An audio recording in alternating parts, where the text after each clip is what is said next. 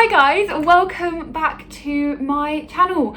So if you are new here, normally I talk about life with type 1 diabetes and also providing tips and advice to help manage blood sugars with type 1 diabetes and all that kind of stuff. But today I wanted to do a bit of a different video and just talk about an issue that I feel really strongly about, and about something that I think that needs to change with care of people with type 1 diabetes.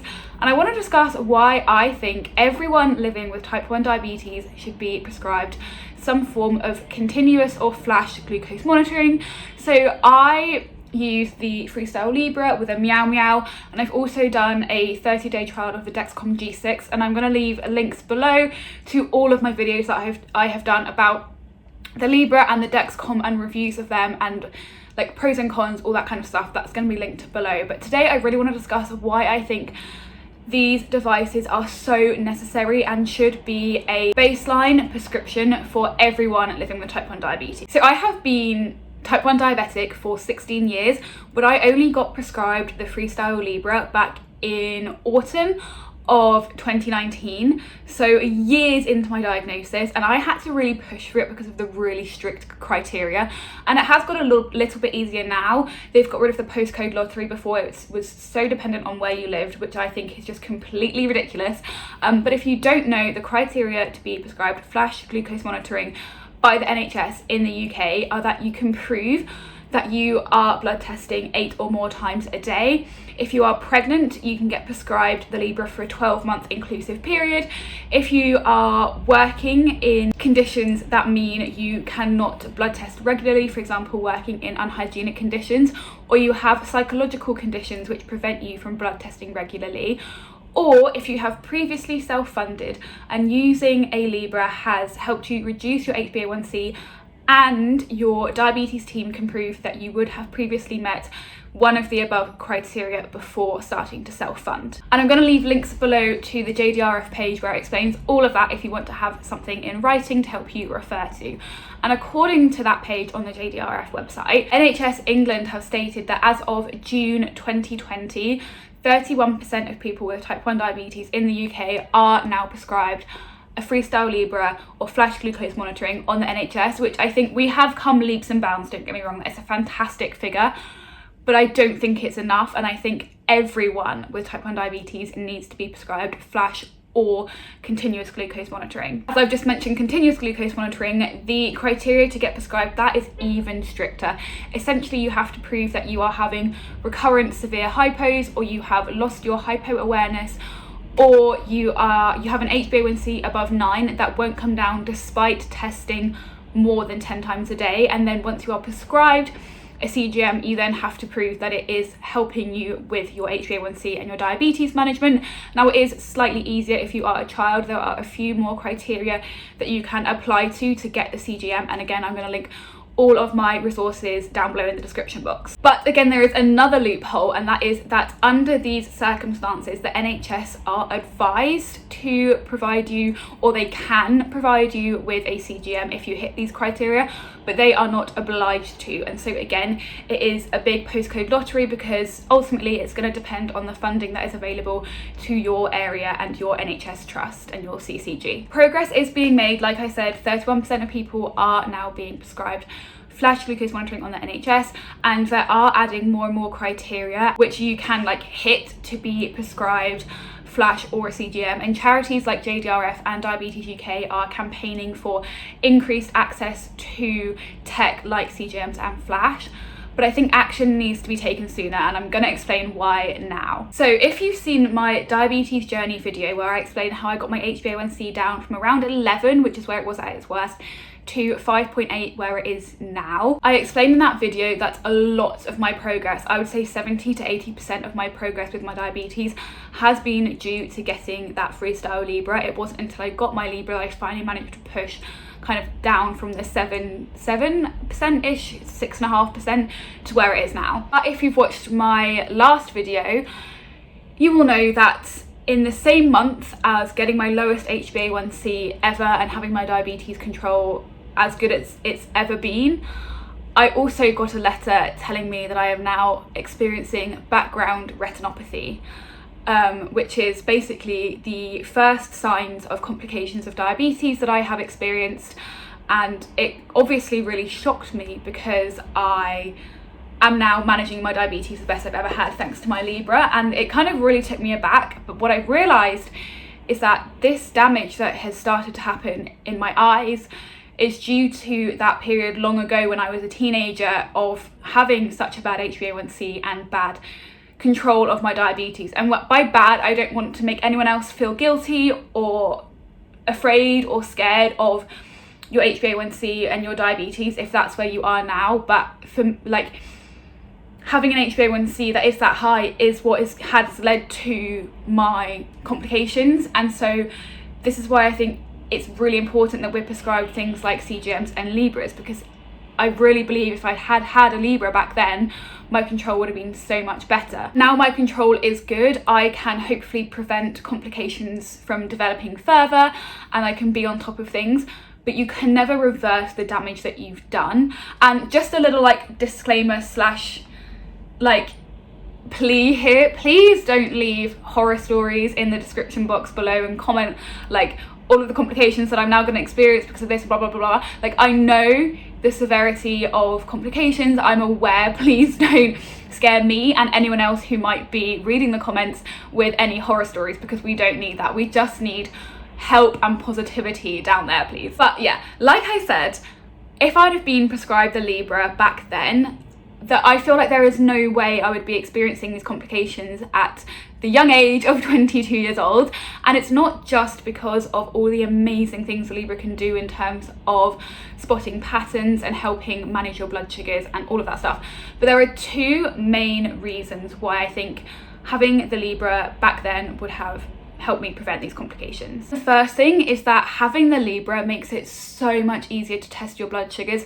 Back then, when I was a kid and a teenager, I didn't care about testing my blood sugars. I wasn't really comprehending the severity of my condition, and testing blood sugars was inconvenient, and also I felt embarrassing. Like, I felt it drew attention to my diabetes, pointed out how different I was from the other children, and just that action of taking out your test kit, doing a blood test, it's so, for me back then as a child, it felt so obvious and really put me off doing a blood test.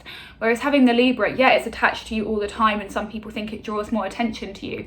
But realistically, most of the time it's hidden under clothes, and like scanning it with your phone is such a quick like movement, and a phone is something that everyone has. People aren't going to be looking at you for having like your phone out to scan your Libre or whatever. It would have been much more discreet and also much more convenient, and I would have like, yeah, for me, it was just an inconvenience to prick my finger to check my blood sugar when I was at school, when I was on the go, whereas just scanning it with your phone is so much easier. And I think it's really underestimated how much that can affect the like management of a child with diabetes, because they aren't thinking like logically, they aren't thinking into the future. They're thinking like, I'm a kid now, I'm going to enjoy my life. And these little things would have such a big impact on them, and how not even their diabetes management, but how comfortable they felt with their diabetes. And the second thing is that finger pricking only shows you a moment in time with your diabetes. And if, like me, when you're finger pricking, like when I was a kid, I would literally only do it if I had to, and like at meal time. So that's maybe like 4 or 5 times a day, if that. And that's such a tiny amount of data, and it's such a small representation of what your blood sugars are actually doing. It doesn't show you your post-meal spikes, it doesn't show you overnight highs, it doesn't show you what's happening between those blood tests. And so because you only have a small snapshot of your data, it's like insignificant really. Like, yeah, it tells you what you can do in that moment to stay like conscious and not have a hypo and that kind of thing, but it doesn't show you what's happening in between. Whereas with the Libre, you get so much data, you're getting real-time feedback 24/7. You can see what's happening between when you check your blood glucose, and not only does that kind of scare you into good control because you're constantly chasing getting a better number and you can see what is actually happening when you're not looking, but also it's not just like scaring you into good control, but it's also motivating. Like I said, you're constantly trying to get your time and target better, and you can use that information so constructively to really analyze what you're doing. You can analyze what happens at different periods throughout the day, overnight, between meals, after exercise. Like, you can have a look at dawn phenomenon. You can see so many things from having the libre and having a CGM that you can't see from doing a finger prick. Even with the HbA1c, this is done like once every 3 months maximum, and it's just like, you go to the hospital, you get given this number on a piece of paper, you look at it, maybe you think, oh, I should do better or whatever, or maybe you think, yeah, I'm doing pretty well, but you're there, like, as soon as you leave that waiting room, you kind of forget about your HbA1c. It's just a number on a piece of paper to you. By the end of the appointment, you think, yeah, there are a few things I could be doing better, but whatever, like, it'll get there eventually. Whereas if you have the libre and you're getting this constant feedback, you're constantly reminded of how much you actually need to try and how much work you actually need to put into the condition to get good control.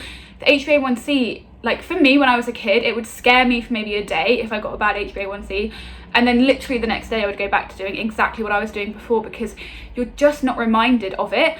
And as much as it sucks to be reminded of your diabetes every single day, because it is such an emotional, like, strain, I'd rather have that than not have any motivation at all to manage my diabetes, because I'm seeing my blood glucose 3 times a day and I'm getting an HbA1c once every 3 months. Like, it's just not, especially for like teenagers and young children when they've got so much more to think about realistically and they just want to fit in, it's such a low down priority for them, whereas having a libre or a CGM would really increase it in their priority list and get them motivated with their diabetes. And so because of all that, I honestly believe that if I'd have had a libre or a CGM back when I was a teenager, there's no way I'd be having background retinopathy at the age of 22. Like, honestly, getting that letter through, like, terrified me. Like, what about all the other damage that could be going on in my body right now that I'm just unaware of? And the thought that this tech could have helped me back then and could have avoided this whole situation that's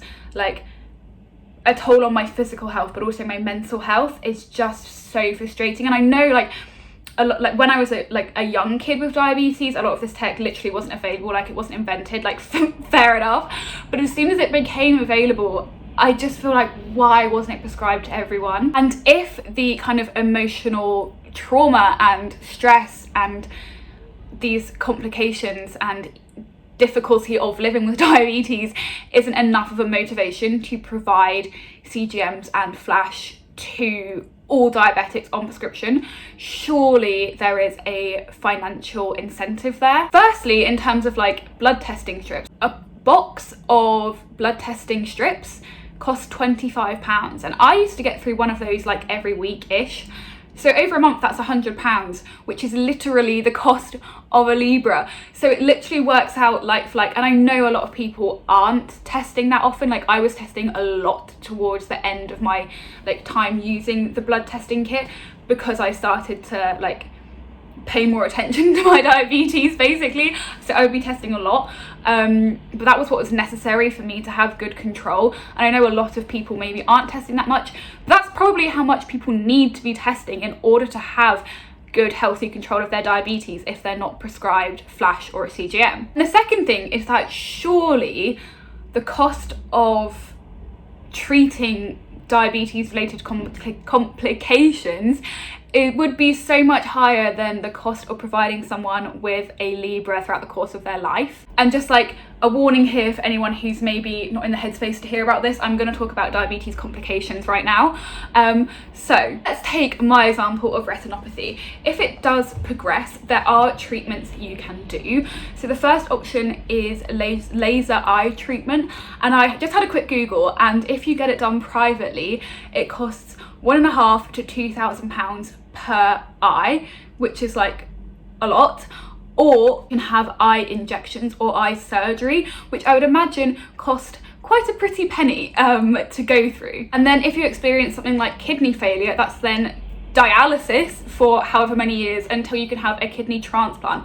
And I would imagine months and potentially years of dialysis plus transplanting a kidney is also very expensive. And now obviously I'm not saying that every diabetic is going to end up with complications, but I really do think that the amount of help and motivation that having a CGM or a libre gives to people with diabetes would likely avoid a large amount of these complications if it's prescribed before you get into that place where I was at as a kid or a teen, where I just didn't care at all. So yeah, of course I am aware that flash and CGM is a big cost to the NHS, and I'm aware that there are probably huge problems with funding and deciding where resources go. But I think even despite the fact that it would just improve our quality of life so much in terms of our physical health and our mental health, I think there is a real financial incentive there to provide people with flash and CGMs. And like I said, I know there are now 31% of people prescribed a libre, well, not people with diabetes prescribed a libre in the UK, and I know we are making progress, but I think action needs to be taken sooner, because honestly, like, when I got that retinopathy letter through the post, I was just terrified, shocked. Like, there's no words to describe that fact that I've lived with this for 16 years and it's now catching up with me, and there's like hopefully a lot of life left to live, and I just don't want those complications to go any further. But anyway, that is a whole other video. In fact, I did record a whole video about my retinopathy diagnosis, and I will link that below and in the cards if you want to hear more about like what happened and how I'm feeling about my diagnosis and like my plan here on out. I guess this video was not necessarily like a helpful video or a tips video, but I just want to raise more awareness of type 1 diabetes and the problems that we're facing with getting access to tech, because it can be really hard and it can be really disheartening, and I just think we need change, to be honest. Thank you guys for listening to my rant. Let me know in the comments if any of what I said resonated with you, or if you think I'm just talking complete crap. But yeah, that is it for this one. I look forward to seeing you guys in the next one, which will hopefully be more positive, less of a rant, and actually have some advice for you. But yeah, I hope you guys all have a fantastic day, and I will see you in the next one. Bye!